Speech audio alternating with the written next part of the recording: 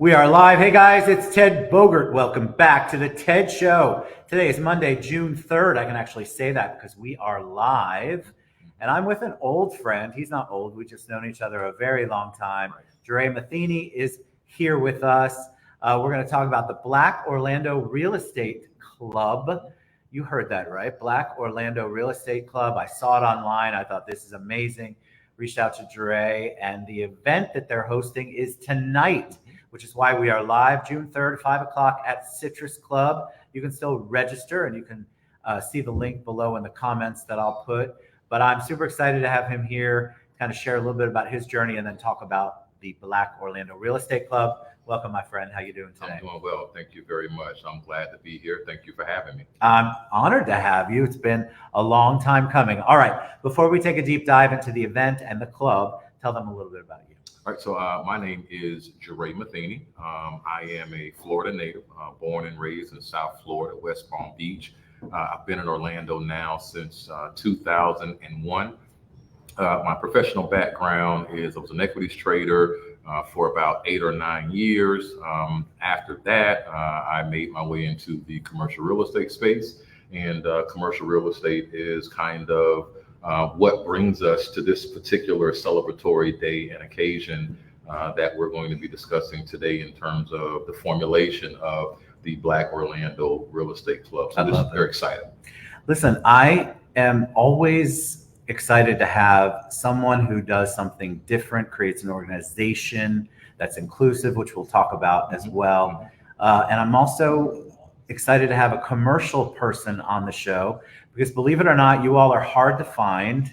We were talking about that earlier, and I don't have a lot of commercial real estate people on the show. So I'm excited to learn about that. We're going to bring Jere back to talk all about that. Okay. But today, let's talk about the Black Orlando Real Estate Club. Why? How did it come into fruition?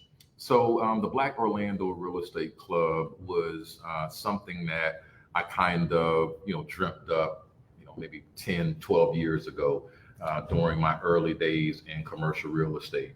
Commercial real estate has been great for me and for my family. Yeah. And so, one of the things that I wanted to do and that I promised the Most High, I'm a very spiritual individual as well. So I said, look, if you bless me with the opportunity to do what I now have, known to love to do, to be successful at it, then I will reach back and bring some of those along who may not have been aware of the benefits of being in this particular industry. And so that's essentially how, the Black Orlando Real Estate Club was born. It was because when I first got into commercial real estate, it was much less diverse than it is right now. All of the big shops and, all of the organizations that are involved in commercial real estate have collectively done a phenomenal job over the last decade at seeking out, a diverse set of voices and individuals for commercial real estate. But when I first started, none of that really, existed, or it was just in its infancy stages. And so one of the things that I thought would have helped me grow faster, learn faster, was to have someone who looks like me, who could tell me, hey, this is what you should think about doing. Maybe you should think about not doing that based on my experience. And so I wanted to create a platform, a community of folks that can be that for each mentorship, right? Exactly. I love that because I think there are a lot of people who struggle in whatever industry they're in, real estate especially. And so they look a lot of times just to their broker, and a lot of times the broker is too busy with a million other things running a business. Correct. And so they lack that mentorship. Correct. Before we went live, we talked a little bit about how you would, you were the only guy who looked like you. I like how you phrased that. And so there were stumbling blocks to getting people's attention or getting them to trust you because there wasn't anybody else in the room. Sure. And there was nobody to vouch for you. And there was nobody to vouch for you. And so tonight, the Black Orlando Real Estate Club, it's real estate, but you're bringing attorneys. Talk a little bit about the mix that people will see tonight. Sure. So, there's several, 100% real estate focused groups that have been in existence for years. It's like NAREB, right? The National Association of Real Estate Brokers. That's one of the oldest trade organizations in the country that caters to African American realtors, brokers, developers. And so, I didn't want to be that because they're already doing a phenomenal job. And they're doing fantastic. At that. They're going to be in attendance tonight. The Orlando Women's Council of Realtors are going to be in attendance tonight as well. So it's a collaborative effort. But I wanted to approach it from a much more inclusive mindset and viewpoint.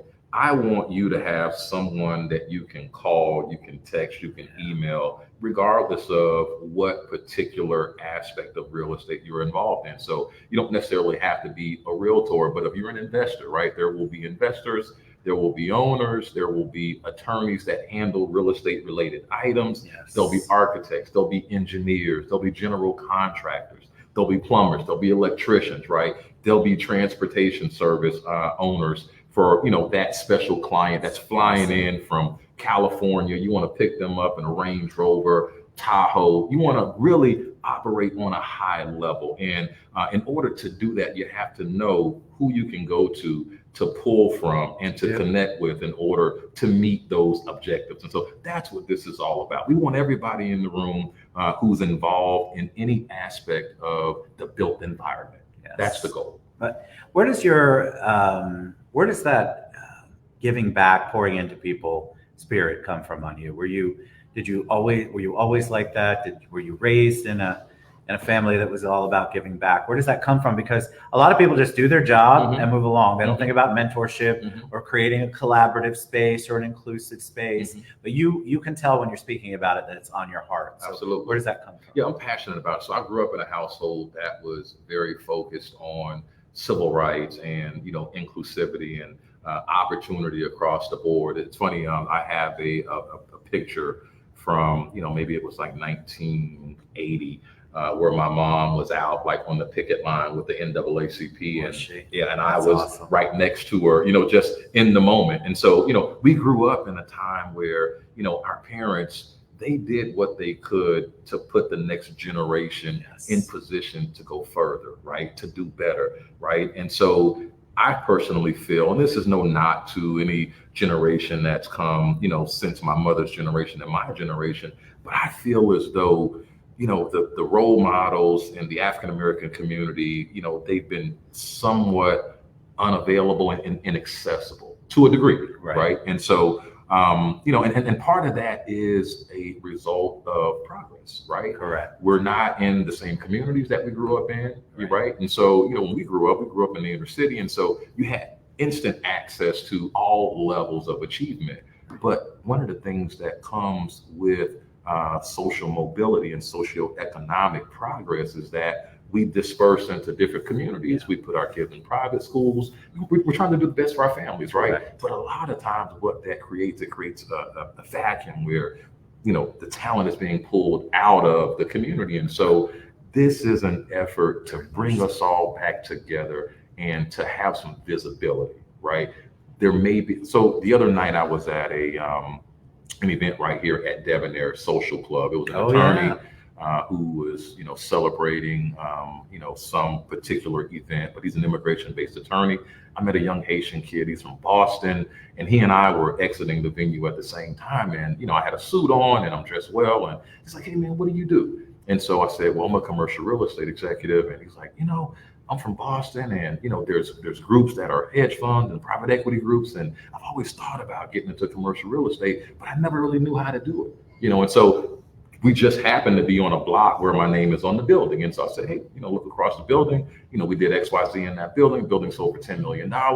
This is how we did that." And so that was an opportunity to partake some wisdom and some knowledge into that particular individual. Awesome. But I want to make it more intentional. That was a chance meeting. Yeah. Right. I love the intentionality because I feel like no matter what business people are in, they're struggling coming out, trying to figure out the world's a different place than when I graduated high school and college and started my career. There's a lot of opportunity, and then it feels like to a lot of people there's not any opportunity. Correct. They struggle between those two. There's a million things you can do because Facebook and social media and everything else tells you, look at all of these things you can do. Correct. And yet when you try to do them, they're not paying the bills. There's nobody there to support you, Correct. Nobody there to help you, which is why a group like this is so important. There's an intention behind it. A lot of times I go to these events, I go to groups. As you all know, I do a ton of events, and I'm always amazed at the fact that there's no introductions, there's no real communication unless you know the person. There's no opportunity for mentorship unless you are have enough confidence to go begin approaching people, Right. which can be a daunting task and Absolutely. intimidating. And so to have an event like this, I think just has such a beautiful spirit behind it, Right. and is much needed. Absolutely. It's And can I much say needed. one thing about the inclusive nature of what we're building as well? Because I think, Yes. a lot of times when there is a certain demographic that's attached to a group, it gives a connotation of, we're not welcome. Correct. My goal, as we're sitting here together, is to expose folks who look like me to the best, regardless of what they look like, regardless of where they come from, right? We want to expose young African Americans to Indian entrepreneurs, right? To Middle Eastern entrepreneurs, to Caucasian attorneys and insurance executives and mortgage brokers, right?